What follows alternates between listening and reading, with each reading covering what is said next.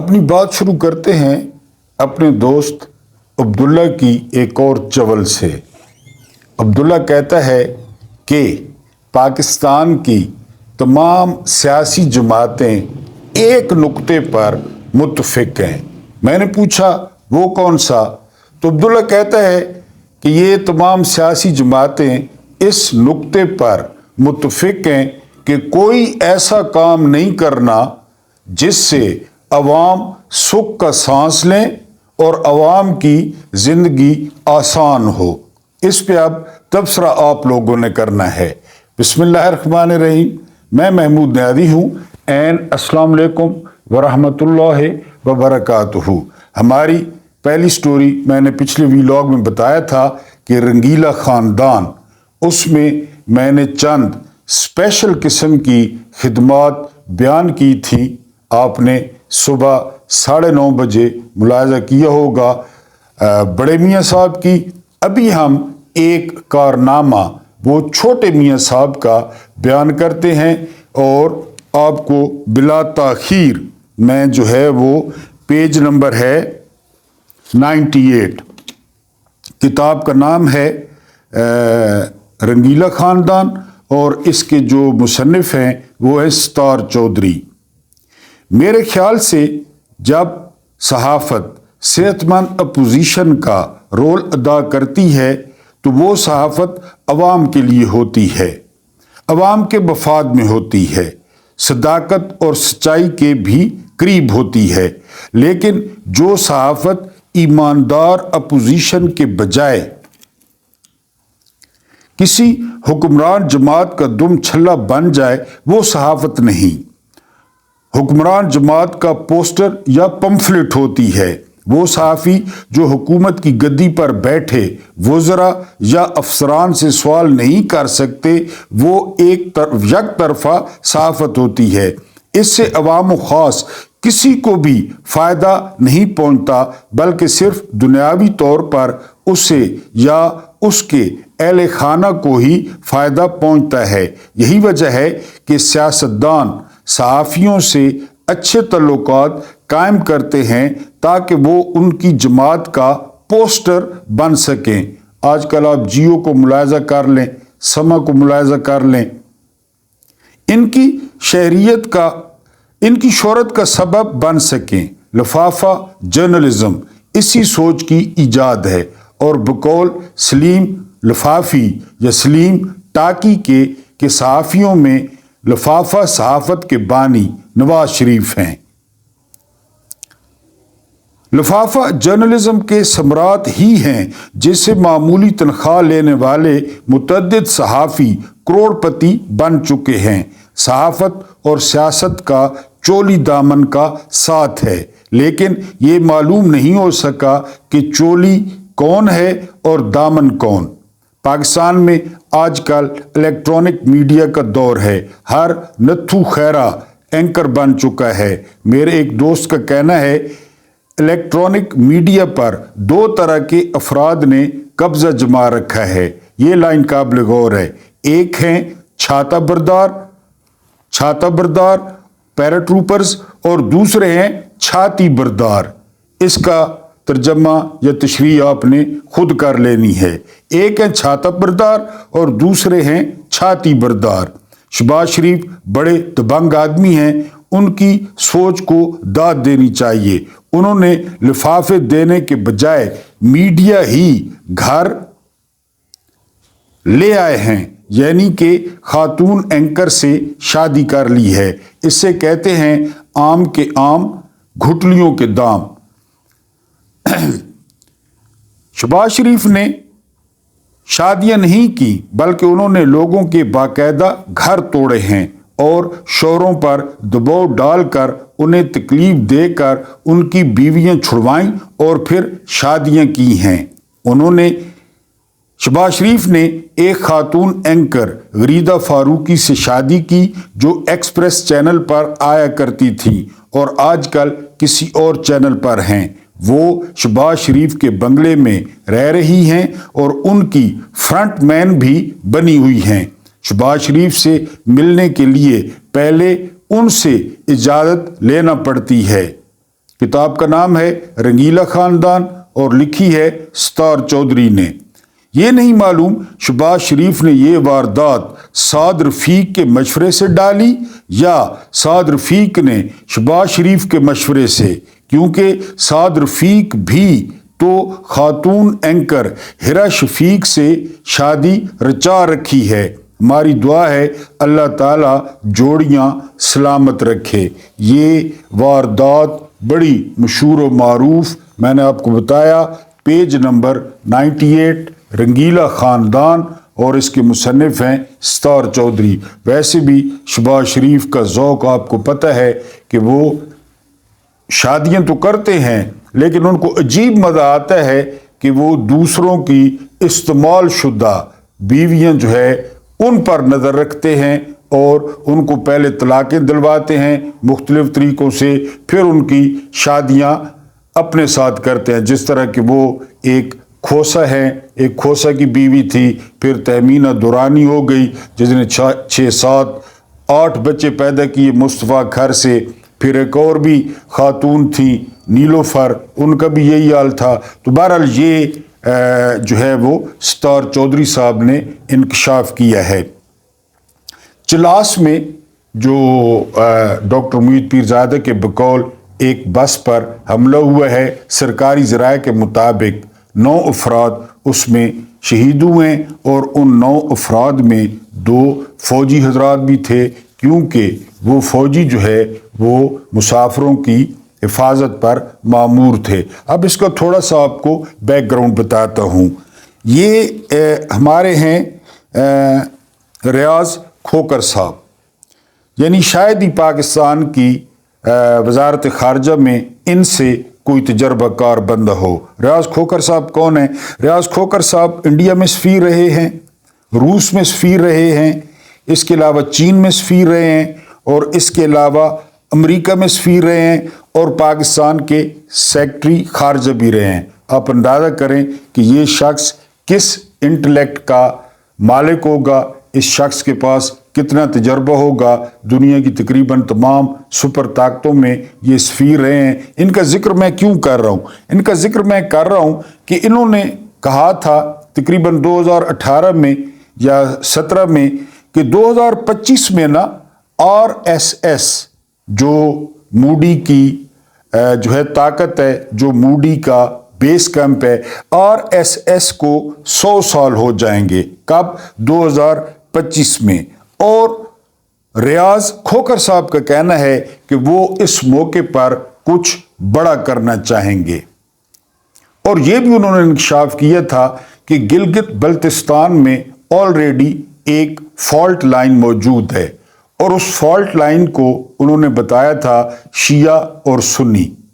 लेकिन बकौल रियाज खोखर इंडिया, बलोचिस्तान और आज़ाद कश्मीर से ज़्यादा जो इंटरेस्टेड है वो है इसमें गिलगित बल्तिस्तान में। और फिर गिलगित बल्तिस्तान में पिछले दिनों या पिछले कुछ माह में जो हाल हुआ, जिस तरह हमारी पॉलिसी है कि डंग टपो, वहाँ पे हुकूमत तोड़ी गई और हुकूमत जो है ना वो बनाई गई। असल में ये जो सियासी अमल होता है ना, ये सेफ्टी वॉल होता है, आप प्रेशर रिलीज कर देते हैं, लेकिन जब आप उसको बंद कर देते हैं प्रेशर कुकर की तरह, आप अगर देखें मशरक़ी पाकिस्तान को तो वहाँ भी सियासी अमल मुअत्तल हो गया था। अवामी लीग जीत गई थी, उसको इक़्तिदार नहीं दिया गया, और उसके बाद जो है ना वो मुजीब ने 6 नुकात पेश किए थे, पहले उसी बेस पे इलेक्शन जीता।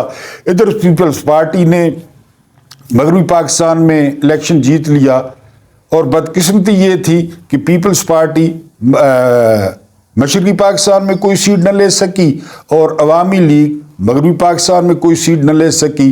तो बजाय जो सियासी अमल है उसको जारी रखने के, उसमें तातुल आ गया, उसमें याह्या खान उस वक्त सदर थे, कमांडर इन चीफ थे। तो बाकी तारीख है, पाकिस्तान टूट गया, पाकिस्तान का कत्ल हो गया। मैं पहले भी कई दफ़ा कह चुका हूँ, इकरार कर चुका हूँ, क़ायद-ए-आज़म की रूह से معذرت کر چکا ہوں کہ یہ وہ پاکستان نہیں ہے جو قائد اعظم نے بنا کر دیا تھا.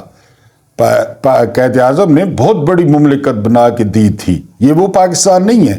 1971 میں پاکستان کا قتل ہو گیا تھا، اور وہ جو ڈھکوزلا ہے کہ پاکستان ایک نور ہے، پاکستان کبھی نہ ٹوٹنے کے لیے بنا ہے، تو وہ ڈھکوزلا بھی اپنی موتاب مر گیا. میں نے ایک دفعہ پہلے بھی کہا تھا کہ فطرت کے اپنے قوانین ہوتے ہیں. فطرت کسی کی رشتہ دار نہیں ہے. آپ میں نے پولیٹیکل سائنس پڑھی ہے، اگر آپ نے پولیٹیکل سائنس پڑھی ہو تو آپ جانتے ہوں گے کہ جس طرح H2O یعنی ہائیڈروجن اور آکسیجن مل کر پانی بناتے ہیں، اسی طرح جو سیاسی عمل ہے یا جو سیاسی معاملات ہیں اس کے نتائج آپ کو بھگتنا پڑتے ہیں. کانسیکوینسز آتے ہیں اس کے، دیر سے آئیں یا جلد آئیں. میں نے آپ کو بھی مثال دی مشرقی پاکستان کی کہ 1947 سے لے کر 71 تک ڈھیلا ڈھالا کام جو ہے وہ چلتا رہا، لیکن پھر یکدم سیاسی عمل کو روک دیا گیا. اور پھر اس کے بعد تو بات ہم کر رہے تھے گلگت بلتستان کی کہ حضور والا وہاں پہ کیا ہو رہا ہے. میں آپ کو ایک چھوٹی سی مثال دیتا ہوں. جب پہلی دفعہ فیلڈ مارشل محمد ایوب خان چائنا کے دورے پہ گئے تو ہسٹری میں پہلی دفعہ جو چائنا کے بانی تھے چیئرمین ماؤ زے تونگ، وہ ایوب خان کو باہر ریسیو کرنے کے لیے آئے، پھر اندر لے گئے. ایوب خان واحد حکمران تھے جن کو چیئرمین ماؤ نے ریسیو کیا تھا. اندر بیٹھے اور جو ہی بیٹھے تو چیئرمین نے کہا کہ what is going on in east Pakistan mister president, کہ جناب صدر مشرقی پاکستان میں کیا ہو رہا ہے.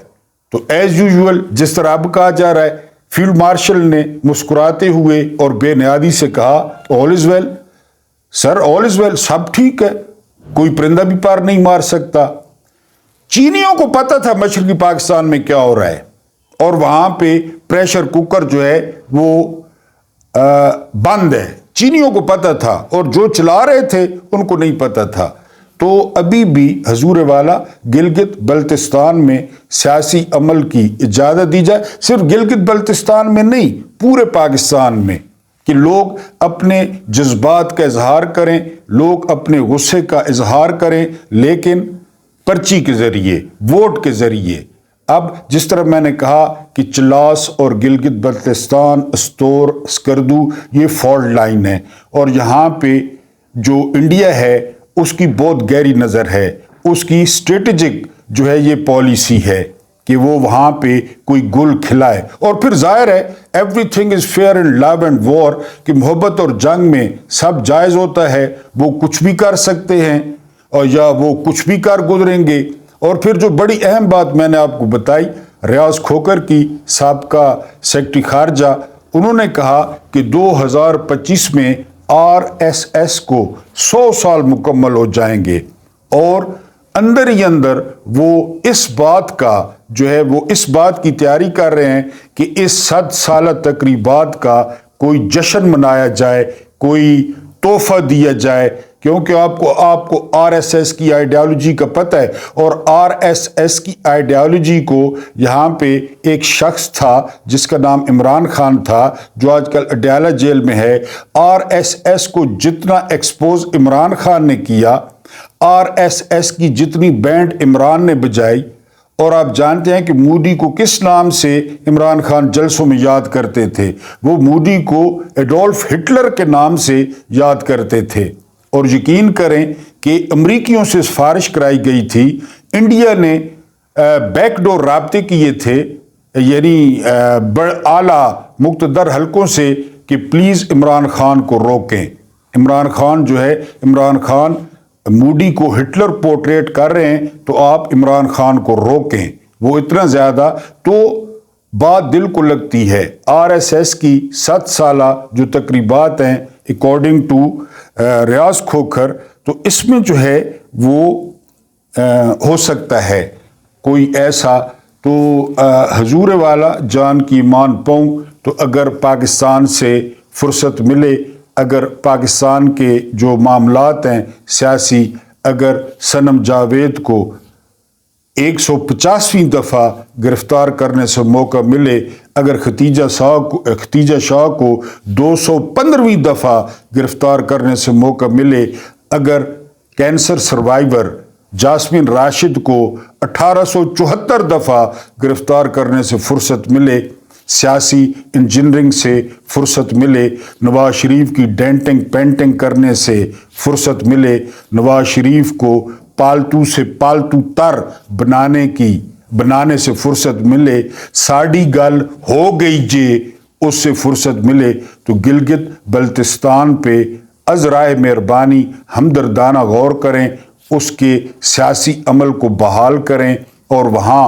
لوگوں کو اپنی مرضی کے نمائندے چننے دیں، تاکہ وہاں پہ لوگوں کا جو غصہ ہے اس غصے کا اظہار ہو۔ لیکن غصے کا اظہار جس طرح میں نے پہلے عرض کیا کہ ووٹوں کے ڈبے میں ہو، پرچی پر ہو، بجائے اس کے کہ خدا نخواستہ جس طرح پہلے میں نے عرض کیا کہ فالٹ لائن پہلے بھی موجود ہے اور وہ ہے شیعہ اور سنی، اس کو بھی ہوا دی جا سکتی ہے اور ہوا دی جا رہی ہے، کیونکہ یہ لگاتار جو ہے وہ شارع ریشم پر یا شارع کراکرم پر یہ واقعات ہو رہے ہیں، متواتر ہو رہے ہیں۔ یہ سی پے کے لیے بالکل جو ہے نا وہ زہر قاتل ہیں، گلگت بلتستان کے لیے زہر قاتل ہیں۔ جس طرح میں نے بتایا بس کا حادثہ، 2 فوجی شہید ہوئے اور سرکاری ذرائع کے مطابق ٹوٹل 9 افراد شہید ہوئے۔ تو ازراہ کرم گلگت بلتستان کے معاملات کو پریورٹی پر رکھیں، پریورٹی پر دیکھیں، اور وہاں پہ کیا جو ہے مشکلات ہیں، یا وہاں پہ سیاسی عمل کو کس طرح جاری کیا جائے کہ معاملات جو ہے وہ بہتر ہوں، لوگوں کے اندر جو ہے وہ اعتماد پیدا ہو، لوگوں کے اندر جو ہے وہ امن پیدا ہو، مثالی امن پیدا ہو، اور تاکہ معاملات آگے جا کر خراب نہ ہو سکیں۔ ایک بار پھر ریمائنڈ کرا دوں کہ ریاض کھوکھر کے بقول 2025 میں RSS کو 100 سال ہو جائیں گے، اور وہ اس 100 سالہ جشن پر کچھ کرنے کا پروگرام بنا رہی ہے، پروگرام رکھتی ہے۔ تو حضور والا گلگت بلتستان پر ویسے تو بالعموم پورے ملک پر ظاہر ہے، جس کی ذمہ داری ہے، سویلینز کی تو ذمہ داری نہیں ہے، جس کی ذمہ داری ہے وہ نظر رکھیں، بلکہ کڑی نظر رکھیں، اور دوست اور دشمن کو پہچانیں، اور گلگت بلتستان کے لوگوں کو وہاں پہ سیاسی عمل کو جاری کریں۔ بلکہ اگر پاکستان کے وسیع تر مفاد میں آپ پورے ملک میں سیاسی عمل کی آزادی دیں، ہر جماعت کو الیکشن کی تیاری کی اجازت دیں، ہر جماعت کو الیکشن لڑنے کی اجازت دیں، وہ نعرے لگا کر دل کی بھڑاس نکالیں اور سیاسی قیدیوں کو رہا کیا جائے، ملک میں الیکشن کا ماحول بنایا جائے، تاکہ ہر کوئی اپنی پسند کی جماعت کو، ہر کوئی اپنے پسند کے لیڈر کو ووٹ کرے، اور ملک میں جو فرسٹریشن ہے، ملک میں جو بے چینی ہے، ملک میں جو مہنگائی ہے، جو تباہی ہے، جو بربادی ہے، جو امن و امان کا مسئلہ ہے، وہ تاکہ حل ہو۔ لوگ ذمہ داری لیں، لوگ ووٹ ڈالیں، جس کو مرضی ہے ووٹ ڈالیں، اور پھر ذمہ داری دیں۔ یہ جو آپ نے بٹھا رکھے ہیں غیر آئینی اور غیر قانونی، یہ تو بھاگ جائیں گے، ان کو کون پہچانتا ہے؟ نہ بین الاقوامی طور پر اور نہ قومی سطح پر، انہوں نے تو بھاگ جانا ہے۔